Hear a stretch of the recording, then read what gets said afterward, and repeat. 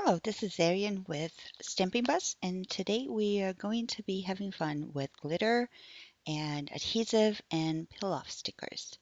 I'm going to start by folding and scoring and folding a linen piece of cardstock in plush white. Is 110 pound, absolutely gorgeous cardstock, and I am going to score it at 5.5. It's going to be a top folding card.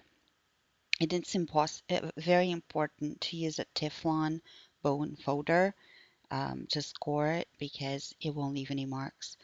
Then we're going to be using a piece of the Sukwoong double-sided tape. This is the 2.5 inch or 65 millimeter side. They have it in sheets and all kinds of sizes, but the 2.5 inch works really well for me. So that's what I use. And I'm just going to put a piece of 80 pound solar white cardstock on top of it. This is the Nina brand, and just adhere to the tape and cut the excess. Oh, by the way, you're going to be seeing a lot of hair today on this tape. I have since remounted my camera, but it's really hot here and I had my little bun on the top of my head. So anyway, after adhering the cardstock, you just cut off the excess. You're going to end up with a piece of cardstock about 2.5 inches by 4.5. So we're going to also be using the Cloud, it's called Cloud 9 Superfine Glitter. You can find it at craftforcheap.com, and also the vinyl peel-off stickers by Elizabeth Crafts. It has absolutely beautiful designs. You can find all kinds of flowers and birds, and it's worth taking a look at it. So remove the the adhesive backing sheet, but don't throw it away because we're going to be using it to burnish the sticker as well as the glitter. Um, so after that, all you need to do is to remove the shape that you want from the sticker sheet. Um, you have to fiddle with it a little sometimes. I did not want to have the flower straight up. I wanted to have it a curve and kind of be off to one side, but you can manipulate that. The images are so intricate and so fine that you can manipulate it and change it. I'm also adding a couple of buds to the side of the flower just to balance the shape a little bit. And you can trim it like I'm doing. You can put it on top of what's already there. And you always use that backing sheet when you're trying to hold the paper down so you don't interfere with the glue of the adhesive. Um, so when we put the glitter on top, which we're going to be doing very soon, the glitter actually sticks to it as strongly as possible. You don't want to have anybody receiving your card with, glitter falling all over the place. Um, this is a fantastic adhesive for this kind of technique, and you do not need a lot of glitter, especially if it's ultra fine like this one. A little bit goes a long way. So all you have to do is burnish with your fingers, and once you're done, you just get a big brush and just wipe the rest off, and you're gonna see that it's gonna stop falling off. You will be wearing a lot of glitter though. Um, Once that's done, you can use any alcohol markers to color the image. I'm using Copic markers. And for the petals of my flower, I'm using the R49, I'm sorry, R59, YR07, and Y13. And you're going to notice that I don't use, the numbers, alternating numbers or anything. I just use, I got 3 shades that I think are going to work fine. And that's what I do. I also, for this technique, do not use the brush tip. for a couple of reasons. It will wear out your tip because the glitter is like a little sandy kind of texture. And because I pounce the marker to put the color in, um, and you get much more surface when you use the chisel nib. So I it just also for preservation and also for the technique, if I would definitely use the chisel nib for that. Um, so what you're gonna do is just pounce the marker as you can see, and I start with the lightest color and I cover the entire design or the portion that I want to use with that color with the lightest color marker that I chose.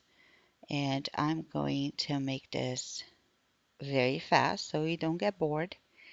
Um, so basically you just pounce it and you're going to notice too that as you pounce the marker and the marker is down on the glitter, it tends the ink tends to spread a little. So don't take too long, especially if you're close to the borders of the sticker, because it will um, go over the lines if you do.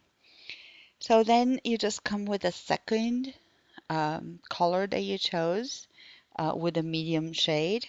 And in my case, I'm going to add the medium shade to close to the bottom portion of the petals where the shadow would be. Um, and you're going to see that I'll probably um, cover pretty much every single petal on the bottom with that shade. And when as the adhesive gets flooded with the alcohol ink, uh, it will blend on its own. Right now, it doesn't look like it's blending because it's not. But remember that there's a layer of yellow underneath that orange that I'm adding there. So we're going to go back with the yellow um, as soon as we're done here. And you see that as you pounce again between the colors, that orange is going to start wicking, as we call it, into the yellow, and the blending is just absolutely gorgeous. I think you can see that happening there already. Something else that you probably should be doing is when you go back with the lightest color marker, it tends to pick up the darker color so it spreads around. And you're going to see that very soon I'm going to have a piece of scratch paper on the side that I'm going to be using to clean the nib um, as I color. So you just continue doing that and just pounce on top of that line between the orange or your medium color and your light color, and you see that it will automatically do the shading for you. Um, it doesn't require a lot of effort at all. I would not um, clean the nib too much as you go because you're basically picking up some color and putting it somewhere else. So if you clean the nib, that's not going to happen.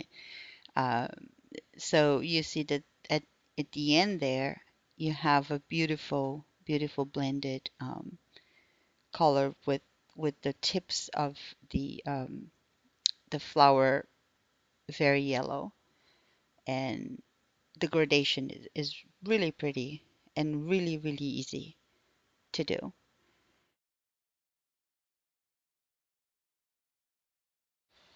So when you change to the darkest color, like I'm doing now, then I'll have a piece of scratch paper.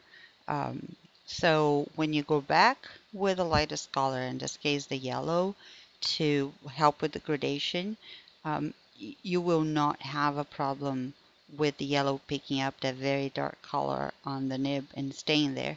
So just remember before you put your markers away, if you're doing this kind of blending, just take a look at the nib, and if it's carrying a color that's darker than it should be, just scribble away, and you will take the color out before you put the cap on and put it away. So as you can see, it's the same technique over and over again. So you go back to whatever shade you want, and then you go back with the lightest shade and just pounce it around until you have that blended color that you want. So now we're doing the um, green ones, and I don't think I gave you the colors. It's G07, G21, and G28. Again, covering with the lightest color first. And this time I went straight to the darkest color. I really didn't see a reason to add the medium color there. You know, you're allowed to change your mind midway through a project if you feel like it's not, gonna work the way you thought it would. Sorry again to my spiky hair on camera. But again, it's the bouncing, and then you go back to with the lightest color to do the shading, and you're done. Um, so for the sentiment, I'm going to be using the Memento Tuxedo Black and a thank you stamp from the Stamping Buzz exclusive stamp that's still in the making. It's not up for sale yet, but I'll let you know when it is. I'll just mount it on a block and use the Memento Black ink on the glitter, and it works really, really well. Which is another technique that we're going to do on the next video, or maybe the next one. Um, so after that, I was going to mount the piece of glitter straight on the cardstock, but I thought it was going to be white and white and was not going to show um, that much. So I decided to use black linen paper to cut a mat for the glittery portion of the card, and it's just gorgeous paper as well. And I cut a mat about 3.5 inches by 3. So it would just be, the mat would be just in the middle of the panel, just to raise it up a little and give it some definition. Um, so after mounting flush on the black cardstock, I just decided to mount it flush onto the card itself as well, so it wouldn't be too bulky to mail. And that's it. Thank you for watching. See you next time.